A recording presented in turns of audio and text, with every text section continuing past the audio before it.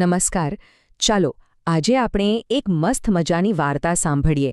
એક એવી વાર્તા જે એક બહુ જ જૂના સવાલનો જવાબ શોધવામાં આપણને મદદ કરશે. અને સવાલ શું છે? સવાલ એ છે કે શું બુદ્ધિ ખરેખર તાકાત પર ભારે પડી શકે? ચાલો આનો જવાબ આપણે એક ચતુર સસલા અને એક જોરાવર સિંહની વાર્તામાં શોધીએ. તો આપણી વાર્તા શરૂ થાય છે એક બહુ જ મોટા ગાઢ જંગલમાં, અને આ જંગલ પર રાજ કરતો હતો એક ક્રૂર રાજા. જરા વિચારો તો, એક એવું જંગલ જ્યાં 24 કલાક ડરનો માહોલ હોય. કોઈ પણ પ્રાણી એકદમ શાંતિથી રહી જ ના શકે. કેમ? કારણ કે મોત જાણે કે પડછાયો બનીને હંમેશા એમની પાછળ જ ફરતું રહેતું હતું. અને આ ડરનું, આ ભયનું એક જ નામ હતું: ભાસ્વરક. એક એવો ક્રૂર સિંહ કે જેની ભૂખ ક્યારેય સંતોષાતી જ ન હતી.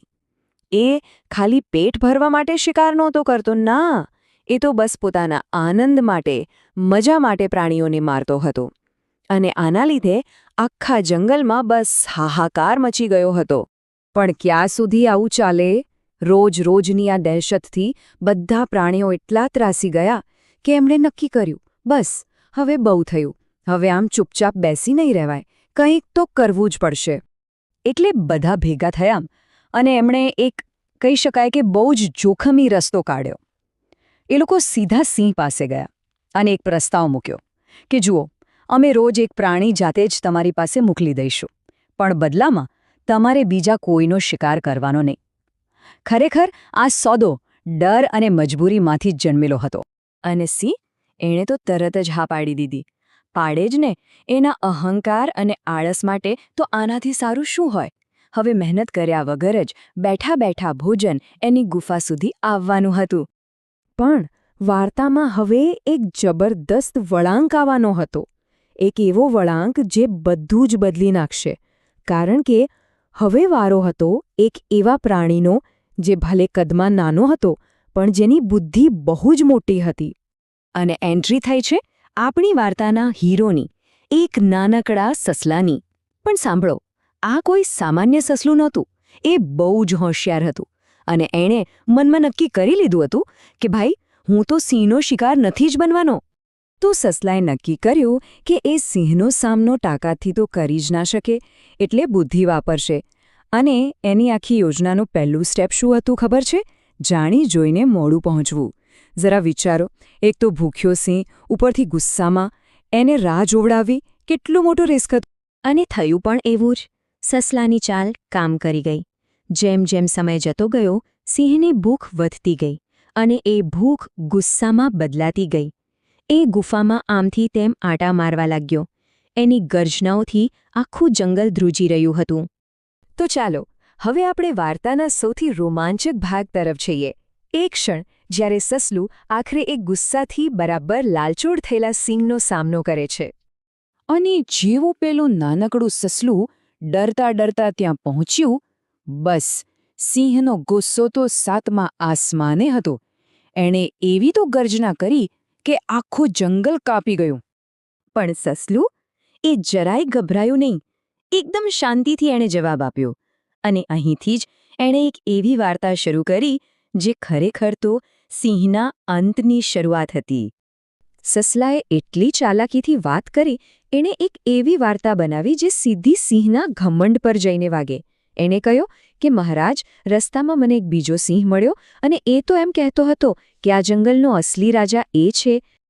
આ સાંભળીને તો ભાસ્વરક એકદમ સ્તબ્ધ થઈ ગયો. શું? એના જંગલમાં બીજો રાજા? એનો હરીફ? આ વિચાર જ એના માટે અસહ્ય હતો. એનો અહંકાર, એનો ઘમંડ બરાબરનો ઘવાયો હતો. બસ સિંહ તો ગુસ્સાથી ગાંડો જ થઈ ગયો. એણે ગર્જના કરી, ક્યાં છે બીજો સિંહ? ચાલ મને બતાવો, હું હમણાં જ એને પૂરો કરી નાખું છું. અને બસ સસલાએ જે જાળ બિછાવી હતી એમાં સિંહ બરાબરનો ફસાઈ ગયો હતો. અને અહીંથી વાર્તા પોતાના અંતિમ અને સૌથી નિર્ણાયક મોડ પર આવે છે. હવે ચતુર સસલું પેલા ઘમંડી સિંહને સીધો એના અંત તરફ દોરી જવાનું હતું. સસલું સિંહને ચાલતા ચાલતા જંગલની વચ્ચોવચ્ચ લઈ આવ્યું. ત્યાં એક ઊંડો કૂવો હતો અને બસ સસલાની યુક્તિના છેલ્લા ભાગ માટેનું સ્ટેજ હવે તૈયાર હતું. અને અહીં સસલાએ પોતાની સૌથી હોશિયાર ચાલ ચાલી.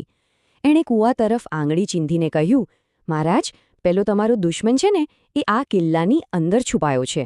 જો કેવી ચાલાકી! કૂવાને કિલ્લો કયો, જેથી સિંહનો ઘમંડ હજી વધારે ભડકે. આખી યોજના ખરેખર તો બે સાવ સાદી વસ્તુઓ પર જ ટકેલી હતી. એક તો પાણીમાં દેખાતો પડછાયો એટલે કે પ્રતિબિંબ, અને બીજો કૂવામાંથી પાછો આવતો અવાજ એટલે કે પડખો. સિંહ પોતાના જ પડછાયાને બીજો સિંહ સમજી બેસવાનો હતો. અને થયું પણ એ જ જે સસલાએ વિચાર્યું હતું. સિંહે જેવું કૂવામાં જોયું એને પોતાનો જ પડછાયો દેખાયો. એને લાગ્યું કે આ જ છે પેલો બીજો સિંહ. એણે ગુસ્સામાં જોરથી ગર્જના કરી. સામે કૂવામાંથી પણ ગર્જનાનો અવાજ પાછો આવ્યો. બસ, ઘમંડ અને ગુસ્સામાં અંધ બનેલા સિંહને લાગ્યું કે સામેવાળો એને લલકારી રહ્યો છે, અને એણે હુમલો કરવા માટે સીધી જ કૂવામાં છલાંગ લગાવી દીધી. અને બસ, એ જ ક્ષણે વાર્તા પૂરી થઈ. સિંહની પોતાની જ તાકાત અને પોતાનો જ ગુસ્સો એના મોતનું કારણ બન્યો. અને એક નાનકડા, ચતુર સસલાની બુદ્ધિએ આખા જંગલને એ ક્રૂર રાજાના ત્રાસમાંથી હંમેશ માટે આઝાદ કરાવી દીધું. તો આ વાર્તા આપણને એક બહુ જ મહત્વનો સવાલ પૂછીને જાય છે કે જીવનમાં ક્યારેક એવી પરિસ્થિતિઓ આવે છે જ્યાં તાકાત નહીં પણ બુદ્ધિથી કામ લેવું પડે છે. ક્યારેક આપણે સૌએ પણ પેલા ચતુર સસલાની જેમ વિચારવાની જરૂર પડે છે, ખરું ને? આના પર વિચારવા જેવું છે.